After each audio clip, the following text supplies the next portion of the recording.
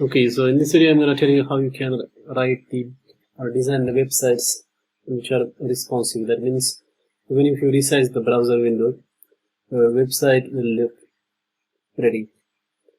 So some things you need to remember while creating the responsive websites are: in the head section of the HTML page, you need to add this meta tag, and you have to specify the name of this meta as viewport, and content should be width is equal to device width and initial scale is equal to 1.0. So this is required if you want to make sure that websites are displaying properly or rendering properly on desktops as well as mobile. If you do not use this setting, then your website may break on different devices. So that is first thing that you need to remember. Another thing is whenever you want to create the website for the responsiveness, then you need to make use of the grid, and most of the frameworks have the grid with 12 columns, and element can span 1, 2 or all the 12 columns. That way we have got good control on the layout of the website. Another thing that you need to remember is media queries as well. So sometimes what we want to do is we want to hide some elements on the mobile, because in mobile the viewport is very small, and that's when the media queries come into picture. With the media query, what you can do is you can apply different styles based upon the viewport size. For example, here what's happening is on all the viewports where width is 600 or less than 600 pixels, the background color is going to be light blue. But if it is higher than or equal to 601 pixel, then what is going to happen is the background color is going to be different. So the main purpose of this example is that with the help of media queries, what we can do is we can apply different styles, or we can hide elements. We can do anything basically with the help of CSS, different CSS based upon the viewports. Another thing that you need to remember is this thing, image. So what we are doing here is that we are setting max width to 100% and the height is auto. So if you give this CSS to the image tags or the image elements, what happens is images will scale down but will never scale up.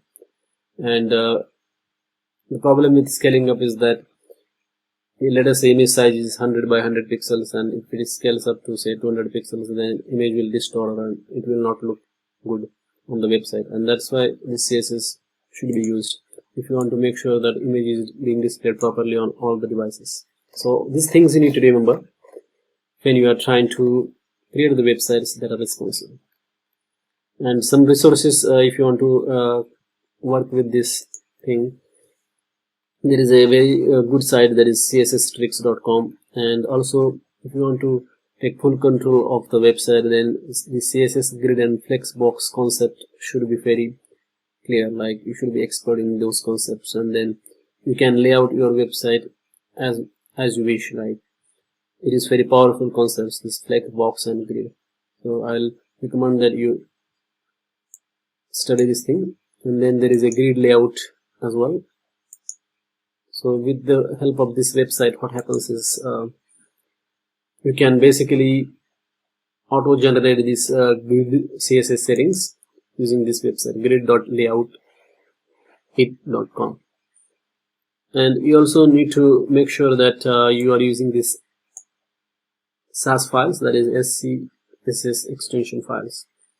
So with the help of these files, you can basically put the variables in the CSS file, and you can dynamically change that values of those variables. For example, if you want to, in most of the frameworks, the primary colors are defined, for example, Bootstrap or Material UI.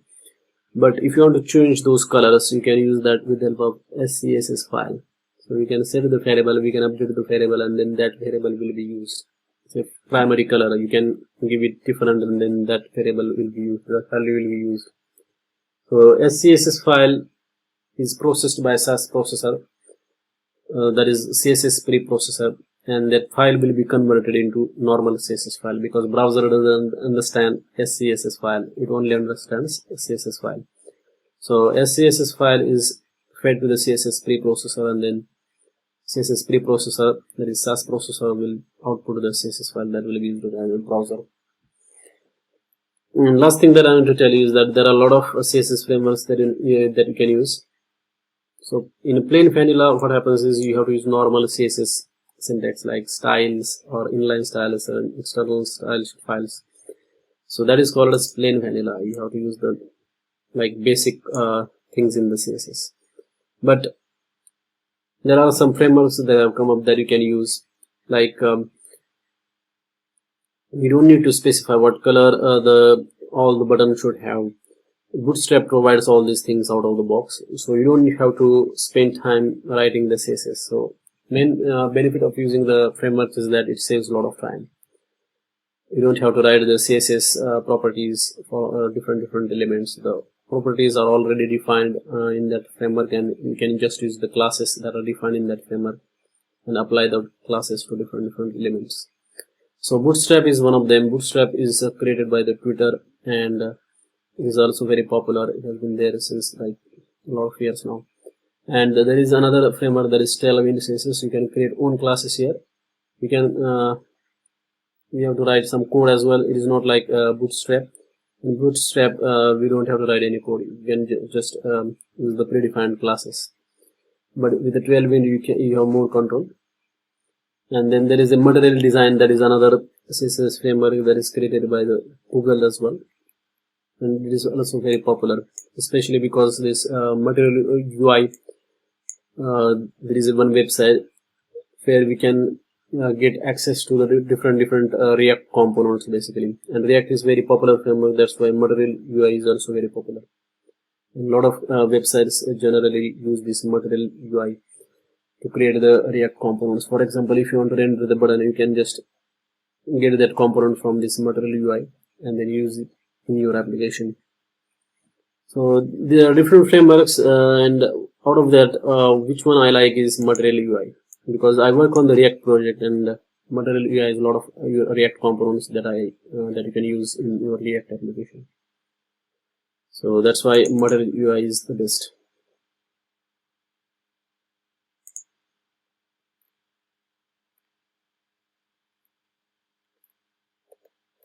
In next lectures, I will tell you how you can use the Material UI in your React application.